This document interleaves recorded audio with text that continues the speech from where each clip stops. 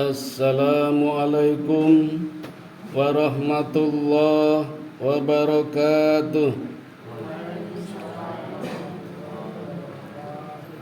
Alhamdulillahilladzi hadana lihada wa ma kunna linahtadiya laula an hadana Allah. Ashhadu an la ilaha illallah wahdahu la syarika lahu wa ashhadu anna Muhammadan abduhu wa rasuluhu la nabiyya ba'dah. Syukur alhamdulillah, monggo Bapak Ibu jamaah Masjid A'laudin yang dirahmati Allah, lantaran Allah senantiasa memberikan kenikmatan kepada kita sekalian, hingga malam hari ini kita telah menunaikan ibadah puasa kita. Sudah sampai hari ke berapa Bapak Ibu? 13, 14. Berarti betulnya kurang pirang dino niki. Oke, separuh nggih. Alhamdulillah, walaupun baru separuh, jamaah A'laudin sudah mengalami kemajuan.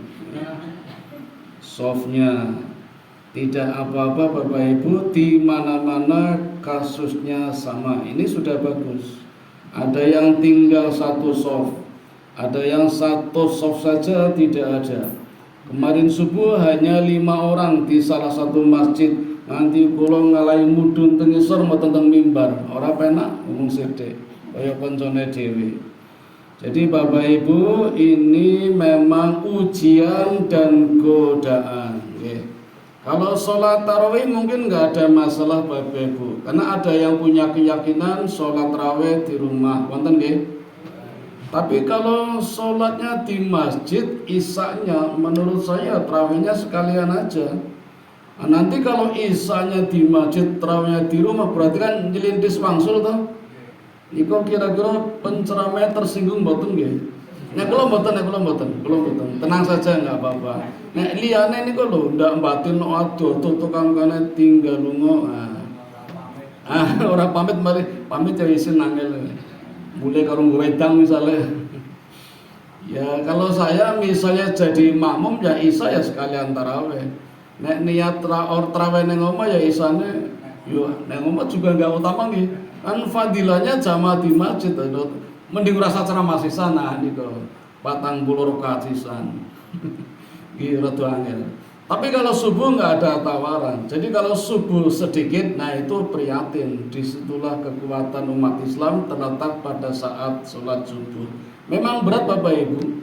Jangankan ini bulan-bulan Ramadan kan sebenarnya ketika iman sedang meningkat-ningkatnya, iman sedang agresif sekali. Jadi kalau turun sebenarnya ironis, tapi juga wajar di mana-mana saja. Apalagi kita punya musuh, baik musuh yang kelihatan maupun musuh yang tidak kelihatan. Yang kelihatan gampang, gelutan teman-teman rampung, paling urusan ke polisi. Yang tidak kelihatan ini yang sulit Bapak Ibu, yaitu pasukan setan. Kalau setan sendiri sebenarnya kan sifat, tabiat, bentuknya energi akan berubah menjadi apa tergantung benak kita. Kita kan punya otak, indera keenam, katakan otak besar yang ada di belakang. Ini bukan nutup. Ketika otak kita membuka, sinyal ditangkap oleh energi makhluk halus, maka kan berubah jadi apa tergantung pada benak kita. Tapi sifat tabiatnya setan itu pasti jelek, nggak ada yang bagus. Kalau jin saja masih mending, ada jin muslim, ada jin kafir. Tapi kalau setan pasti jelek. Karena itu turunan dari iblis, kan dedengkotnya adalah iblis. Dan mereka jumlahnya banyak Bapak Ibu, banyak sekali. Setan itu bisa mengawini dirinya sendiri.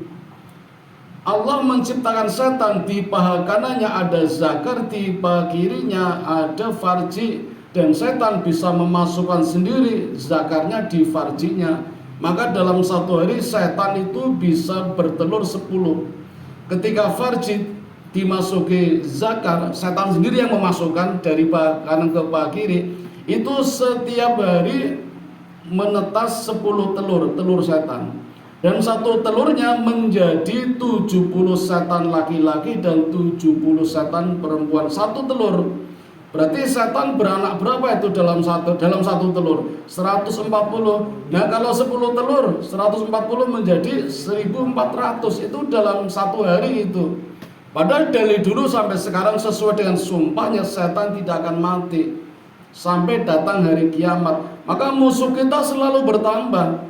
Andai saja musuh kita sama, gelut saja belum tentu menang, apalagi jumlah mereka selalu bertambah banyak dan tidak kelihatan. Kita mukul ngeplong, mereka bisa mukul kita. Maka hampir dipastikan kalau kita bertarung dengan setan pasti kalah, hampir dipastikan. Maka Allah memberikan senjata kepada kita, yaitu kalimat ta'awud. A'udzubillahi minasyaitonirrajim. Aku berlindung kepada Allah dari godaan setan yang terkutuk. Saking banyaknya pasukan setan ini, maka ada yang membagi-bagikan. Mereka punya tugas masing-masing, ada spesifikasinya. Tadi kami baru bincang-bincang dengan Ustadz Hanung. Di rumah sakit saja banyak spesialis, mata aja banyak, ada mata kanan, mata kiri, mata picek, macam-macam. Telinga ada, telinga kanan, telinga kiri, telinga apalagi itu. Jantung, macam-macam spesialisasi. Ternyata setan juga begitu, Bu. Hari ini, malam ini, saat ini, semuanya itu koalisi setan-setan. Misalnya ada yang namanya wasnan. Ya, jin atau setan namanya wasnan. Ada yang namanya sama ini? Oh, mohon maaf ya kalau sama ini. Kalau ada diganti mawon. Panggilannya yang diganti. Kalau KTP-nya nggak usah, nggak repot, nggak ada ngurusi RT RW dukcapil. Panggilannya saja ganti ya. Karena Nabi juga senang mengganti-ganti nama. Seumur-umur setelah Nabi hijrah dari Mekah ke Madinah, lebih dari 20 kali sahabat diganti namanya oleh Nabi. Dan senang itu. Bahkan ketika orang-orang pada punya bayi, Nabi yang memberikan nama, senang ya. Termasuk Madinah itu dulu namanya bukan Madinah, Bu, namanya Yasrib. Yasrib itu artinya virus. Seperti kita dulu kan kena corona, itu Yasrib virus. Oleh Nabi diganti, wah sekarang bersih Madinah, malah disebut Madinatul Munawwarah. Di Indonesia malah nama-namanya ora karuan. Nanti panganan saja ada es pocong, es gendruwo, es tuyul. Yo laris, tapi kan nggak barokah. Mangan penak nganggo piring, dadak nganggo pispot. Baru ini kan ora kono to niku pekerjaan sapa ya, pekerjaan setan niku aneh-aneh diganti-ganti niku lho. Ini ada setan namanya wasnan. Apa pekerjaannya? Melemahkan otot-otot mata, sehingga ketika mata digunakan untuk mendengarkan nasihat, untuk pengajian, untuk mengaji, untuk baca Quran, untuk sholat, ngantuk napa melek? Jujur mawon, ngantuk. Ning nek ngarepe bal-balan, ndelok TV, dangdutan, orkes, melek napa ngantuk? Jujur mawon melek. Itu pekerjaan wasnan. Di satu sisi menguatkan otot mata ketika berhadapan dengan maksiat, di sisi lain melemahkan otot mata men gaweane ngantuk. Itu gaweane yang namanya wasnan. Setunggal nggih. Ada lagi setan yang bernama Mas Saud. Mas Saud ya. Apa pekerjaannya? Sering menebarkan berita-berita bohong, dusta, perkataan yang tidak sebenarnya, beda antara ucapan dengan realita. Niku gaweane Mas Saud. Bahkan sekarang Bu, Mas Saud memperluas pekerjaannya, apalagi dengan kemajuan teknologi. Lewat HP bisa menyebar hoak. Grup bubar ya goro-goro, kadang nang WA ono sing nyeleneh. Bisa jadi persaudaraan bubar gara-gara Mas Saud menebarkan fitnah, berita-berita hoak bohong. Itu gaweane Mas'ud. Dua nggih. Siapa lagi Bu? Khannas yang ada di dalam surat An-Nas. Min syarril waswasil khannas, yang membisikkan ke dalam hati manusia adalah setan khannas agar kita was-was, curiga ya. Bisik-bisik tetangga itu kan curiga. Ya ketoyono tanggane ora tok ketok ngopo ya. Bisik-bisik ya. Bape nggih kabeh, kula nggih paling dirasani suara ketok tambah tua ya. Ya memang tua kok. Kula nggih ngrasani jenengan masjidnya kok tambah apik. Nah, mending ngrasani niku mending bisik-bisik, jadi curiga untuk bahan omongan. Nah, berarti mereka juga koalisi. Bisik-bisik itu ya, curiga sen. Awas, hati-hati. Lewatnya bisik-bisik, hati-hati loh, hati-hati loh. Ya. Ya. Banyak itu masalah yang disebabkan lewat kecurigaan atau buruk sangka. Maka sebenarnya buruk sangka tidak boleh. Iyyakum wadhanna fa inna dhanna akdabul hadis. Jauhilah olehmu, kata Nabi, buruk sangka, karena buruk sangka adalah sedusta-dustanya pembicaraan. Dusta itu bohong, ini sedusta-dustanya pembicaraan, yaitu buruk sangka. Nah, kalau sampai kepada buruk sangka, nanti setannya juga lain lagi Bapak Ibu. Namanya beda lagi, namanya wahlan. Tadi ada wasnan, sekarang ada wahlan. Buruk sangka.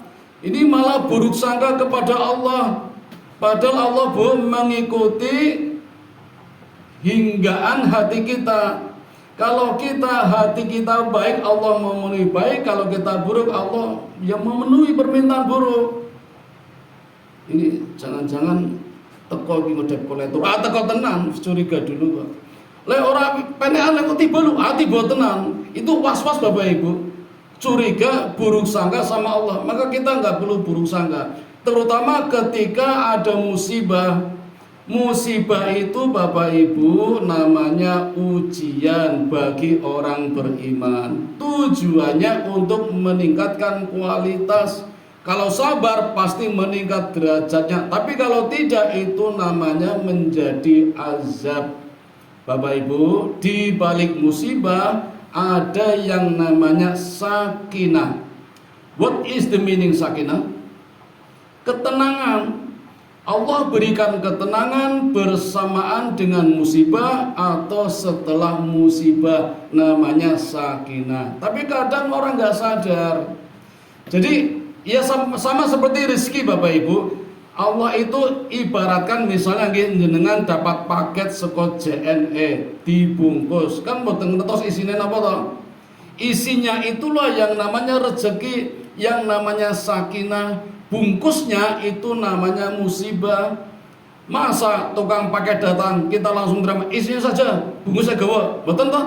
Ya diterima semua, yang nganter pulang baru dibuka, bungkusnya dibuang, isinya diambil. Jadi ketika Allah menurunkan musibah, kita terima dulu. Nanti dibuang musibahnya. Misalnya hujan, bahasa Jawanya rahmatullah. Jawa, ja'a rahmatullah. Telah datang rahmat Allah, namanya hujan. Kan banyak orang mengeluh udan, terus orang rampung-rampung pemana garing ya. Kan banyak mengeluh banjir lagi. Itu musibah.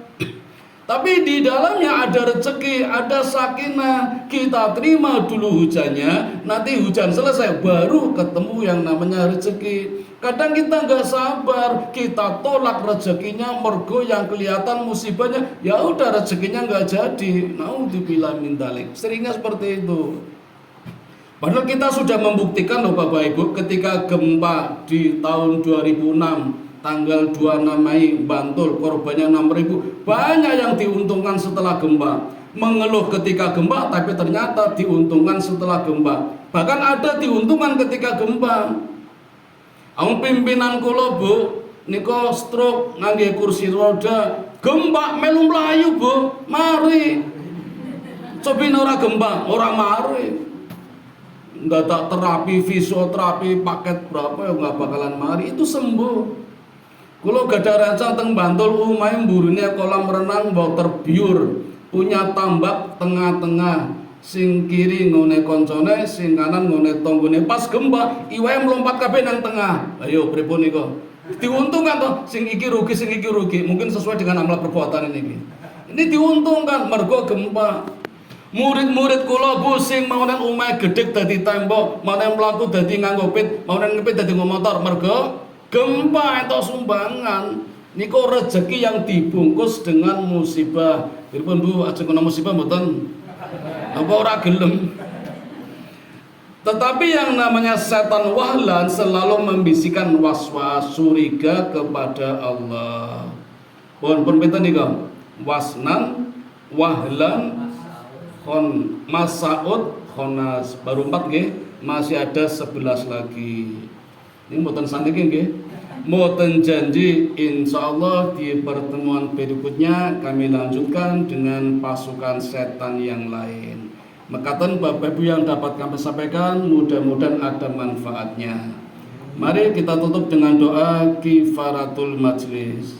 Subhanakallahumma wa bihamdika asyhadu an la ilaha illa anta astaghfiruka wa atubu ilaik. Assalamualaikum warahmatullahi wabarakatuh.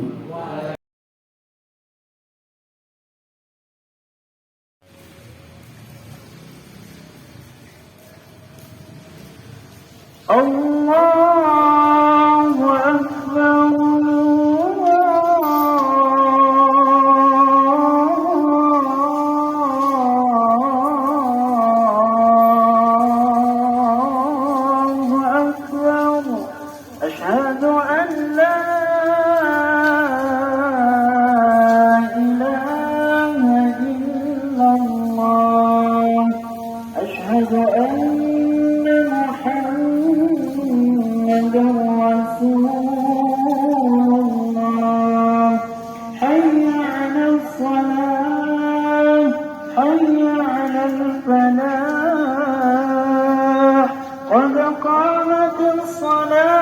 قد قامت الصلاة الله أكبر